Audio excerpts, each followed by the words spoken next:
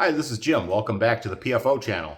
Today we're going to be installing the WirelessOne with the EZ mount. That's the manifold and compressor system that activates or inflates the airbag on our 2012 Toyota FJ Cruiser. Thanks for watching. Let's get to it. I also bought the Airlift WirelessOne onboard air compressor system. And this mounts to the frame underneath, and it's got a handheld remote where you can raise or lower the pressure of the bags, and there's also a Bluetooth communication to a phone. So this will be mounted up against the inside of the frame rail. Oh, that's the little handheld controller. Got a little clip for putting on the visor with the garage door opener. That's handy. Some push to connect hose fittings, those are nice. Mounting hardware. Inline fuse, some zip ties, wire connectors. This is made to be able to mount in just about any direction. I think that there's some stipulations though. It can be mounted in any orientation except with the electrical connector pointed down or with the Airlift logo facing the ground. So this is the Airlift logo. They don't want it hanging like this. You don't want the electrical connector pointed down. And I guess that's this electrical connector right there. So we're going to be looking to put it horizontal either against the frame rail or against some other structure up top. Okay, the next thing is to go into the vehicle and see if something becomes the obvious place to put it. So this is the area between this is the rocker panel and the outboard side of the frame rail. If I could reach through it from the other side, that would actually be pretty handy. No, that ain't gonna work because there's a accumulation of brake lines right there in front of the fuel tank. Okay, well, there's plenty of room on the outboard side of this, just like there was over there. Yeah, it's awful close. I don't want it that close to that muffler. Yeah, there's room for it, but I don't know there's any reason to prefer this side over the other side.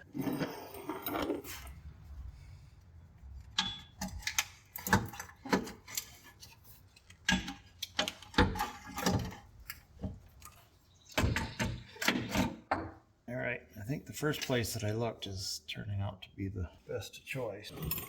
Right up in here, outboard driver side. I'm gonna go just on the front side of that weld.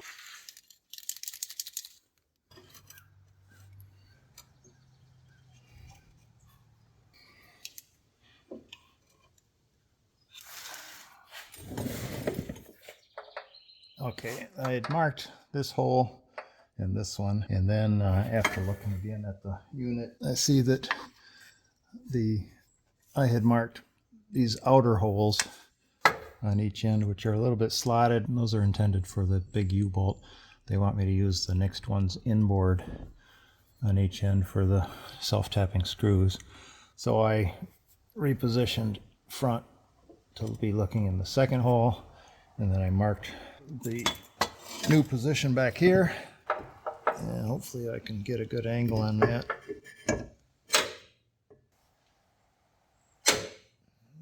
Good grief, this is not a very good angle. Drill that. I think I've got a lot shorter drill motor. Okay, let me see if this is gonna even fit. Still not where I need to be. Okay, sir. Good grief, that isn't even short enough. What I gotta do, I gotta take these running boards off.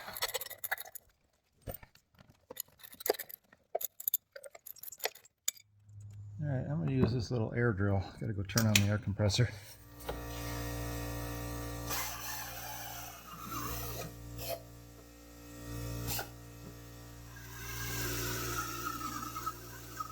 Okay, those holes look good. Now before I put this up in here, I'm going to attach a piece of that black tubing and see kind of a radius I can get on that coming out of this fitting. Using one of these zip tie connectors, I pushed it into one of the holes here on the top and fasten that down to keep this air hose at a nice bend without kinking it.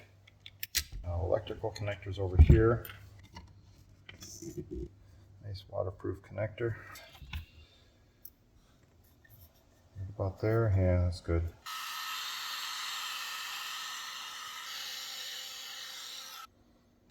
Let's go to the ground somewhere. All right. There we go.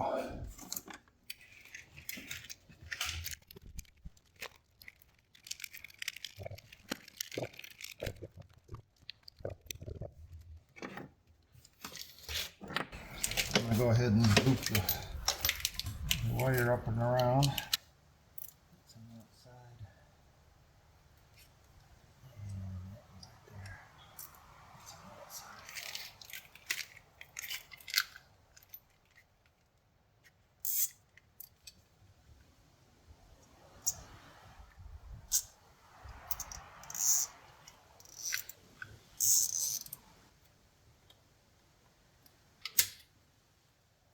Before I'm holding the weight of that, I need to get this self-tap started into my 1/4" hole.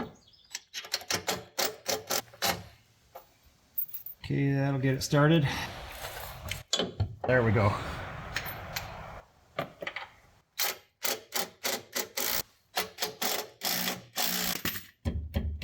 Oh, that's rock solid. I like that. There's my ground. Got the self-tapping screws there and there. Got my ground electric plugged in. This is from the compressor to the controller. And air is going towards the back. Electric's going towards the front. I think my next thing is I'm going to go towards the back and tie in the air hose to the airbags.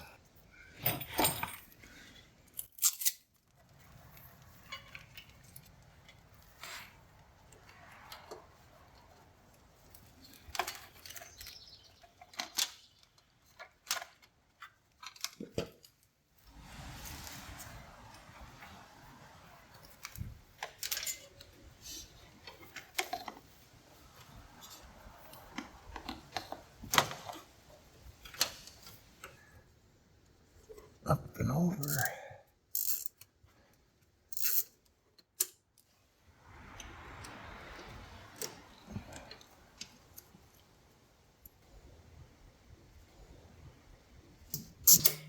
All right, there's where you can see it back up in there, coming back over the fuel tank.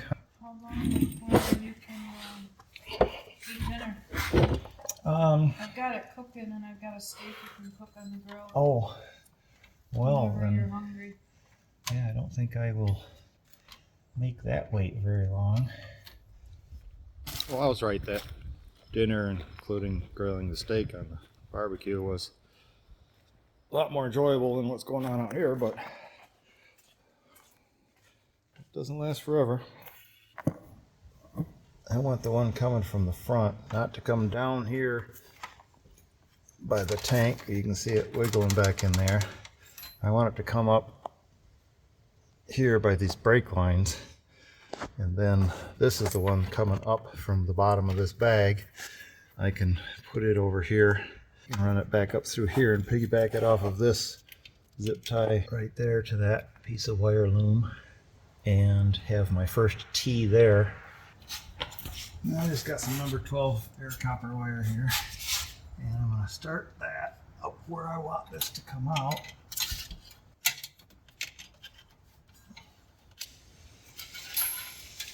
Alright, and my tape ought to be nearby.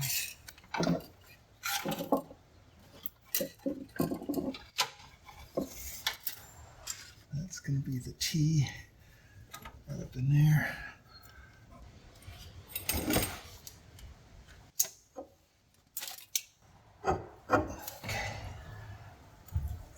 Alright, right about there.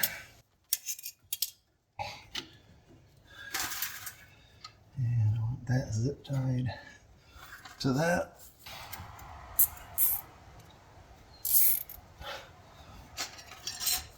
So now this one has to get behind that.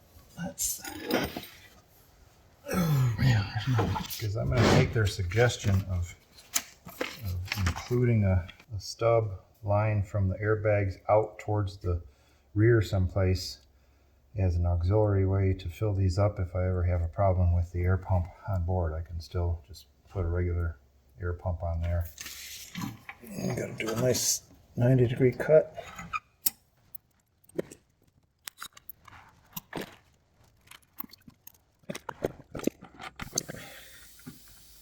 Cap on the stem, and there we have it. That's the emergency fill-up point.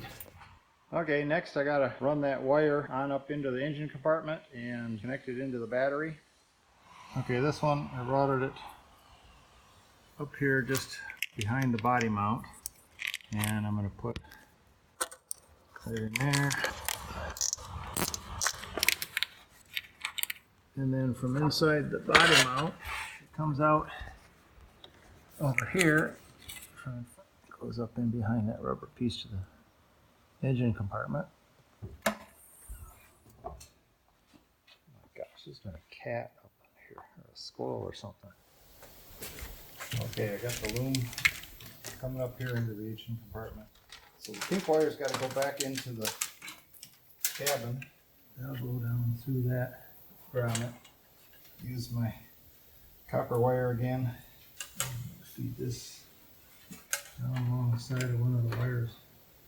It's already piercing that same piece. Inside and grab that. Okay, so underneath the dash,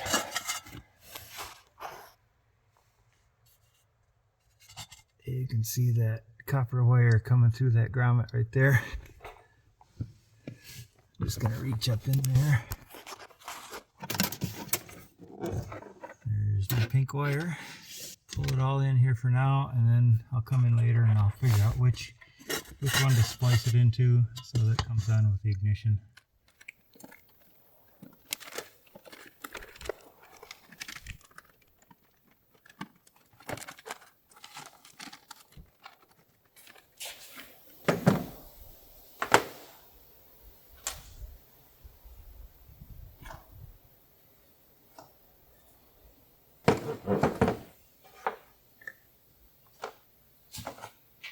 Probably easiest to deal with is going to be right out here.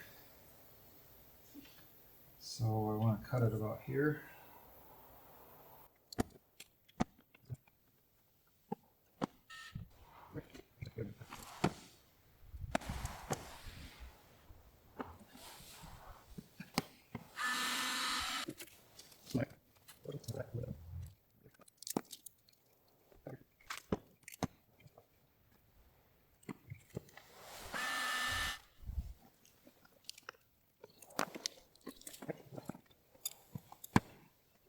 All right, yeah, let's go in a little closer here. So we've got the new positive for the air pump, airlift system with the fuse.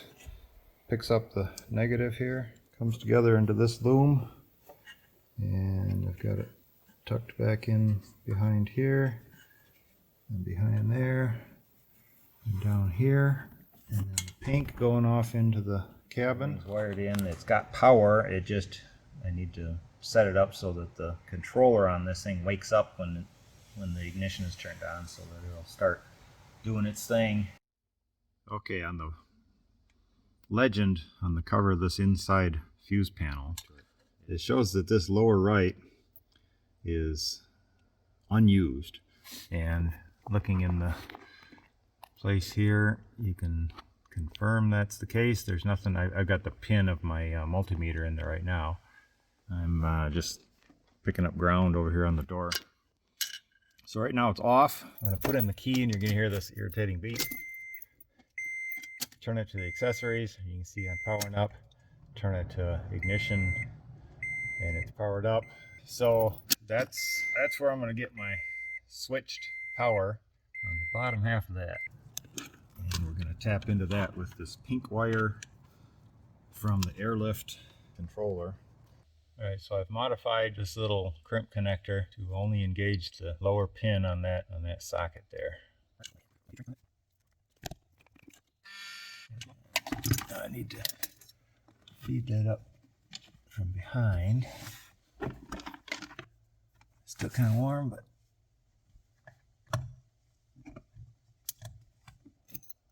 and we are nowhere near touching the upper terminal. It seems to be in there pretty good.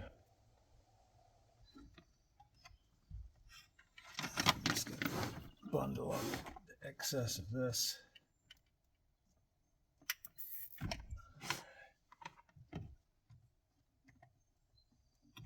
Here's my pink wire. Excess is up out of the way. Now before I put the cover back on, I'm gonna test this.